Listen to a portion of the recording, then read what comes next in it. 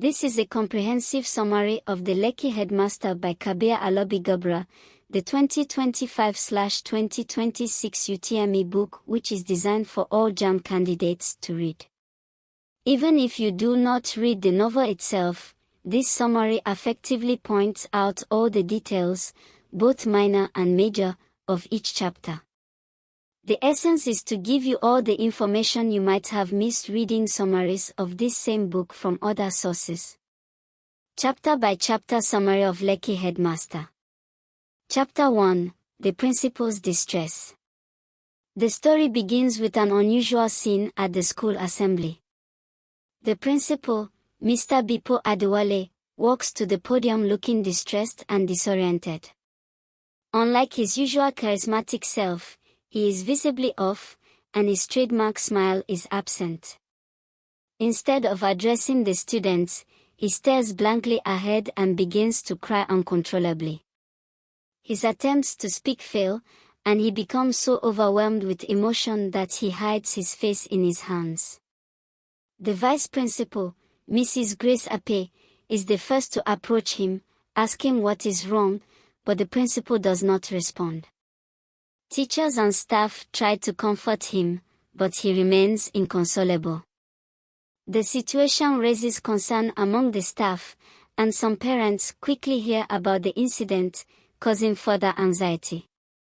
Mrs. Ape calls for the managing director, MD, Mrs. Ibiden Gloss, to come to the school. The MD, after arriving, tries to understand the cause of Mr. Bepo's distress, but he only mutters that he will be alright without explaining. Despite attempts by his colleagues to support him, the principal remains overwhelmed by his emotions, causing even more speculation among staff and parents. The chapter reveals that the school had recently lowered its boarding fees, which led to an increase in student enrollment, and the principal's absence from the assembly is a stark contrast to his usual energetic presence. The chapter ends with a sense of mystery surrounding Mr. Bepo's emotional breakdown. Chapter 2, The Enticement.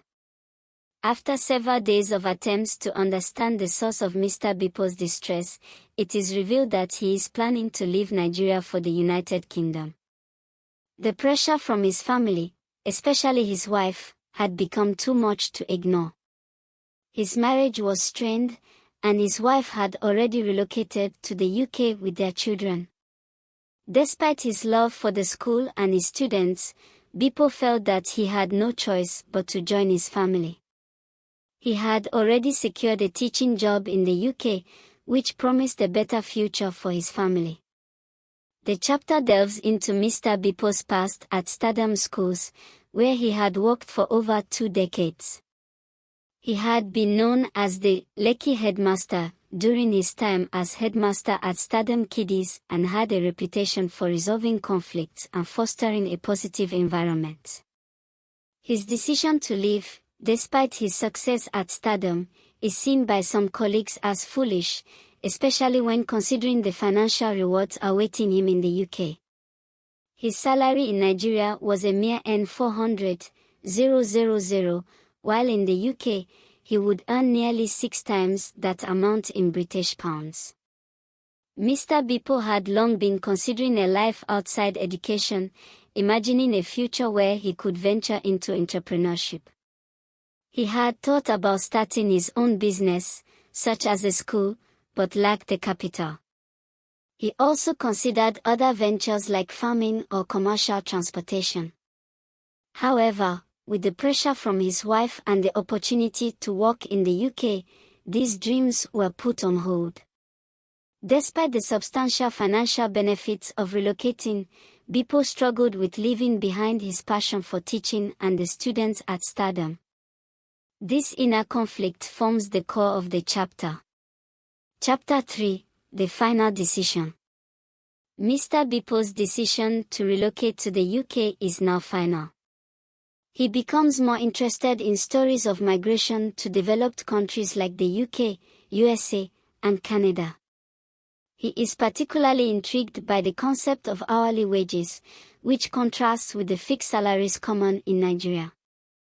He is excited by the flexibility this system offers, which would allow him to work different jobs and earn more money. Bepo learns from a friend in the USA that one can earn between $150 and $250 per day, depending on the job and location. With this information, he calculates that if he worked 4 days a week, he could earn up to $2,400 a month, a significant amount when converted to Nigerian naira. He also hears stories of Nigerians who earn even more, especially in skilled professions. The chapter explores the larger trend of Nigerians migrating abroad for better opportunities, particularly in fields like healthcare and education. Bepo is motivated by the potential for financial stability and a better life for his family. He also considers the education system in the UK, which offers free primary and secondary education and affordable higher education. This is a stark contrast to the struggles many parents face in Nigeria, where education fees are often prohibitively expensive. Through conversations with Sola, a former teacher at Stardom who had already relocated to the UK, Bepo learns about the realities of life in the UK. Sola reassures him that his relocation will be easier because his wife is already established in the UK and he will not have the burden of paying school fees for his children. However, she also shares the challenges they faced in adjusting to life in a new country, including the financial pressures of living in a place with a high cost of living. The chapter ends with Bepo feeling more confident about his decision, but also aware of the challenges that lie ahead.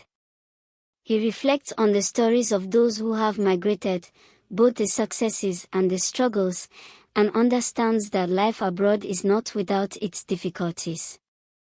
The chapter highlights the allure of the UK as a land of opportunity but also the realities that come with it. Chapter 4: A Case of Visa Denied. Mr. Bepo is disturbed by a late-night phone call from Mrs. Ignatius, a parent at the school. She has been one of those parents who have overstepped boundaries, sharing personal issues with him. On this occasion, she calls at 1:55 a.m. to discuss a family crisis. Her husband, I.B. Ignatius, is refusing to believe that their daughter, Favor, is his biological child after a DNA test, which the family had to take as part of their visa application. This revelation led to their visa being denied. Mrs. Ignatius is desperate and fears her husband may never return home after their heated discussion about the situation. Bepo listens in silence, reflecting on the awkwardness of this personal matter and wondering how he got involved in such a personal relationship with the family. Bepo's reflection on the case of the Ignatius family is juxtaposed with his own thoughts about his imminent relocation to the UK. He hopes to leave behind the stress of such situations. He also reminisces about his experiences at Stardom School, which he feels would make for interesting material for a book in the future. He contemplates how parents' behaviors affect the management of an elite school like Stardom, with some being considerate and others making demands that complicate his role as the principal. Chapter 5: Snake in the Roof. The chapter begins with a lively break at Stardom schools, with students and staff enjoying their time. Mrs. Ibiden Gloss, the MD of the school, retreats to a secret room to rest, as she deals with a chronic health issue that causes her discomfort when sitting for long periods. This is a well-kept secret, and only a few people in the school are aware of it. After a brief rest, Mrs. Gloss decides to inspect a property that Stardom acquired years ago. Upon visiting the site, she is surprised to find that several cars, some new and others older models, are parked there, all with Stardom school stickers.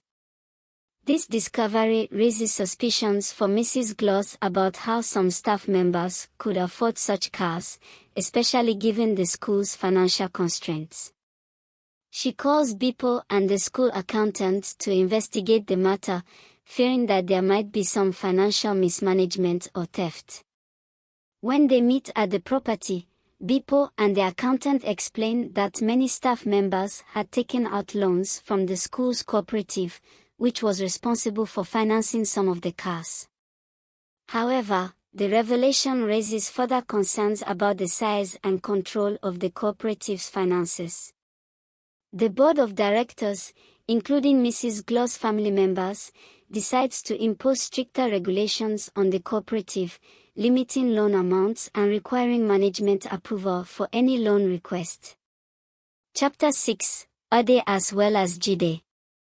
The chapter focuses on the tension surrounding the school's open day, a day when parents meet with teachers to discuss their children's academic progress. While the event is a source of pride for many teachers, it can also be a day of tension as parents bring their complaints, especially about issues related to their children's performance and behavior. Bepo recalls a particular incident where Mrs. Ibiden Gloss, the MD, summoned him to her office to discuss an issue with one of the English teachers, Mr. Fafo. Mr. Fafo, who has been teaching English at Stardom for several years, faces a crisis when a parent, Mr. Guta, complains about a grammatical error in his students' notebooks. The error in question is a sentence where Mr. Fafo used comes instead of come in a sentence about two students, Ade and Jide. Mrs. Gloss, in her frustration, insists that Mr. Fafo's teaching is inadequate and that he must be fired. Bepo, however, disagrees with Mrs. Gloss and defends Mr. Fafo's use of grammar. He explains that the sentence was grammatically correct, based on a specific rule for using as well as with singular verbs. Despite the tension, Bepo stands by his decision to support the teacher, but Mrs. Gloss remains determined to let him go. The situation becomes even more awkward when it is revealed that the principal and Mr. Fafo were correct, and the MD had made a mistake. The chapter ends on a lighter note when Mr. Odu, a colleague, diffuses the tension with humor. He humorously pardons Mrs. Gloss for her mistake, and the staff members share a laugh, easing the pressure from the earlier confrontation. The chapter highlights the challenges of leadership, the pressure from parents, and the dynamics between the school's management and its teachers. Chapter 7, Ritualist. Bepo reflects on his previous teaching experiences, particularly his time at Bizwe Group of Schools, where he faced a tense situation with the director over a grammatical error. The school's name, Bizwe Group of School, was incorrect, as the group of implies multiple entities and should have been Bizwe Group of Schools. Despite explaining this to the director, Mr. Miko, the director dismissed the issue, claiming that the name was divinely inspired and held spiritual significance. Bepo, however, struggled with this response, as it undermined his professional integrity as the senior English teacher. The situation worsened when a parent raised the issue at a PTA meeting, which led the director to accuse Bepo of trying to sabotage the school. The director's refusal to correct the name even when others acknowledged the mistake, further strained their relationship. Eventually, Bepo left Bizwe, not because of the grammatical issue but due to a more unsettling matter, a ritualistic event at the school. One night, Bepo witnessed the director and several men burying a cow alive on school grounds. Initially, Bepo thought it was a supernatural or occult ritual, but the director later claimed it was part of a spiritual prayer for his late father. Despite the director's explanation, Bepo was shaken by the event, realizing that there were darker forces at play. He struggled with whether he should report the incident to the authorities, but the potential consequences made him hesitant. This disturbing experience marked the end of Bepo's time at Bizwe, leaving him questioning the ethics and practices of the school. Chapter 8, Missions Unaccomplished. As Bepo prepares to leave for the UK, he reflects on the unresolved issues he will leave behind. One of the most painful is the legal dispute between the families of two students, Banky and Tosh. Their rivalry had been simmering for years, exacerbated by the parents' involvement in the conflict. During an election for school prefects, Banky made an inflammatory remark about Tosh's father, calling him an ex-convict. This comment escalated tensions, leading Tosh to storm out of the event, and ultimately, legal action was taken. Bepo, who had tried to mediate between the families, found himself unable to resolve the issue. Despite his efforts, the legal battle continued to linger. He also lamented that he would miss the launch of the Invention Club's Breath project, a student-led initiative to create a phone from recycled materials. The project had garnered interest from the media and an NGO, and Bepo had been a strong supporter. He feared that the project might stall in his absence, and he would miss out on the moment of achievement. Despite these challenges, Bepo hoped that the legal dispute could still be settled outside of court, and that the Invention Club project would continue to flourish even after his departure. However, he couldn't shake the feeling of leaving many tasks unfinished, and these unresolved issues weighed heavily on his decision to relocate. Chapter 9: Laughing Waterfalls. Stardom Schools has built a strong tradition of excursions, giving students exposure to Nigeria's rich cultural and historical heritage. Bepo, a strong proponent of these excursions, had organized numerous trips for the students, visiting iconic sites such as the Erin Ijesha Waterfalls, Ikogosi Warm Springs, and the Owu Waterfalls. These trips were not only educational but also served to enrich the students' understanding of Nigeria's natural beauty and history. Bepo's efforts to promote cultural awareness were further reflected in his philosophy of ensuring students had a deep connection with their home country, especially since many of them would eventually study abroad. He hoped these excursions would instill a sense of pride in their heritage and a deeper understanding of the nation they came from.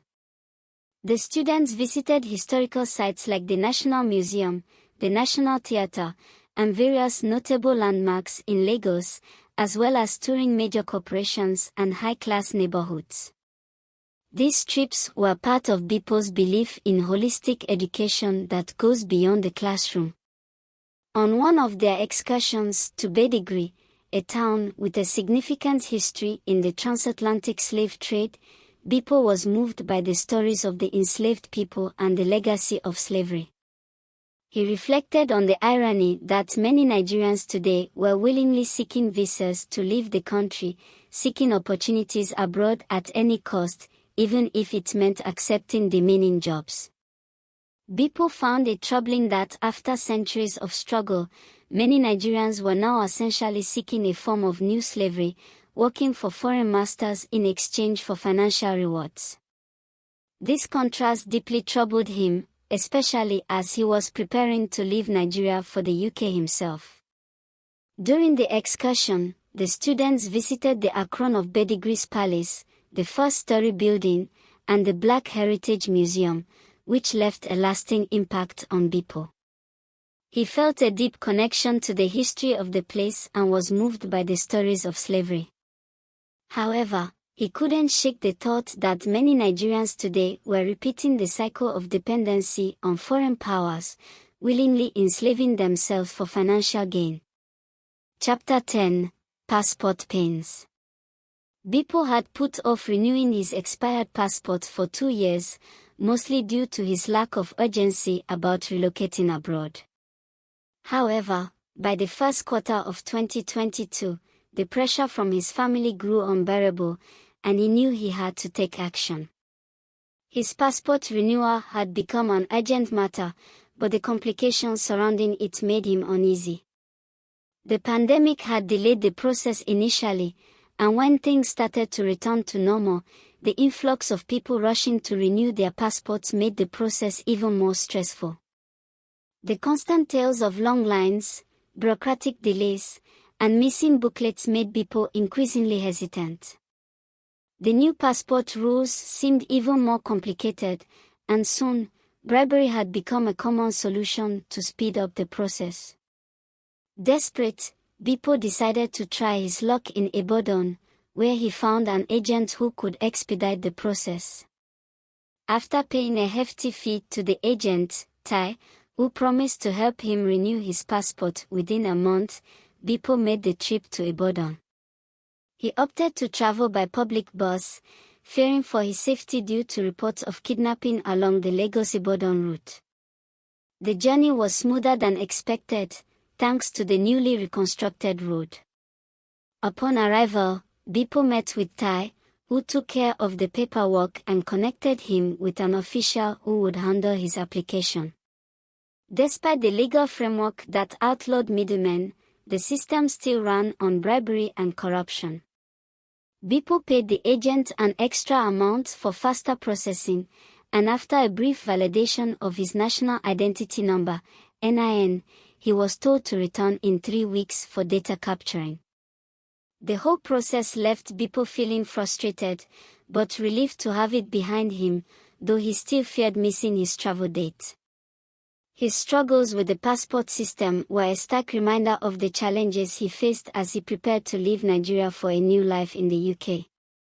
Chapter 11, Point of No Return. The farewell for Bepo was an emotional affair. Stardom schools had organized a week-long celebration to honor their principal before his departure. From novelty matches to debates and cultural performances, the farewell was filled with laughter, nostalgia, and reflection on Bepo's invaluable contributions to the school. The farewell ceremony was a tribute to Bepo's hard work, passion, and dedication over the years, which had helped transform Stardom schools into a respected institution. The event began with a novelty match between the school team and the staff, followed by a heated debate on the role of the arts in national development.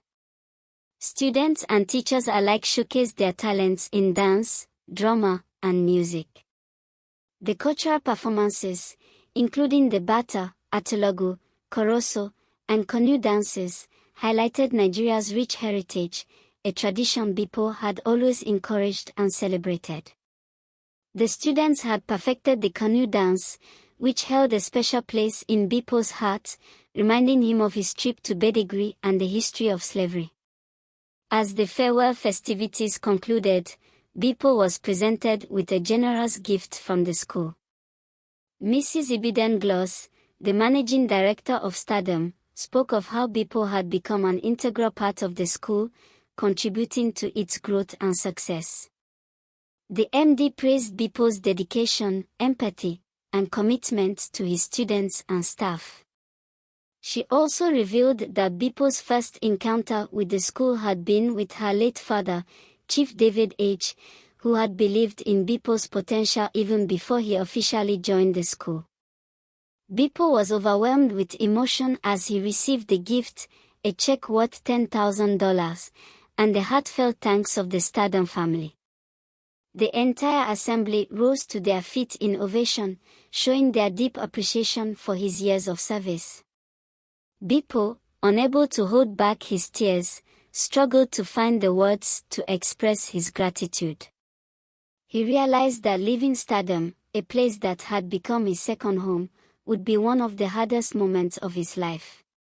Chapter 12, Dawn. The day of Bepo's departure had arrived. He was set to fly to the UK, but as he prepared to leave, he couldn't shake the feeling that something was missing. His past experiences, both good and bad, weighed heavily on him as he boarded his flight. Memories of his time at Stardom, the relationships he had built with students and colleagues, and the culture he had fostered all came rushing back. At the airport, as he went through the check-in process, he was met with affectionate farewells from his colleagues, including Mrs. Ape, the vice principal, and Mr. Jeremiah Amos, the school accountant. The farewell was bittersweet, and Bepo felt the weight of leaving his students behind. However, as he made his way to the boarding gate, a sudden realization hit him. The people he had mentored, the school he had helped build, would continue to thrive in his absence. As he settled into his seat on the plane, Bepo slipped into a dreamlike state. He found himself back at the Heritage Slavery Museum in Bedigri, witnessing the cruel treatment of slaves.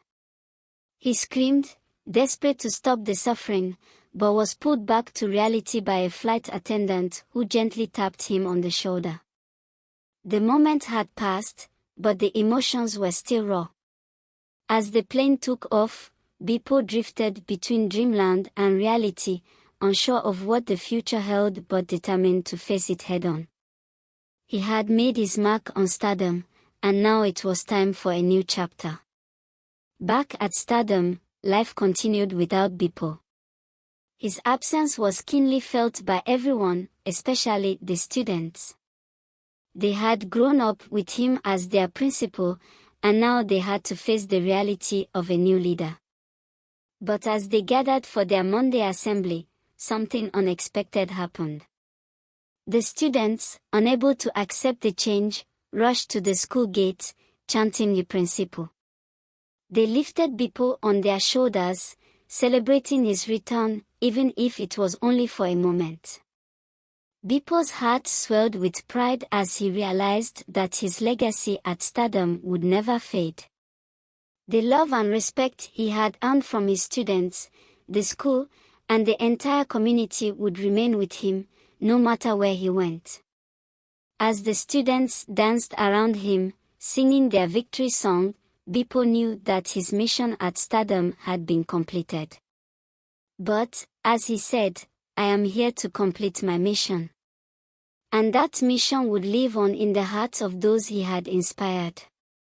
Here comes the end of the summary of the Lekki Headmaster. I hope you enjoyed the whole summary of the JAMB book.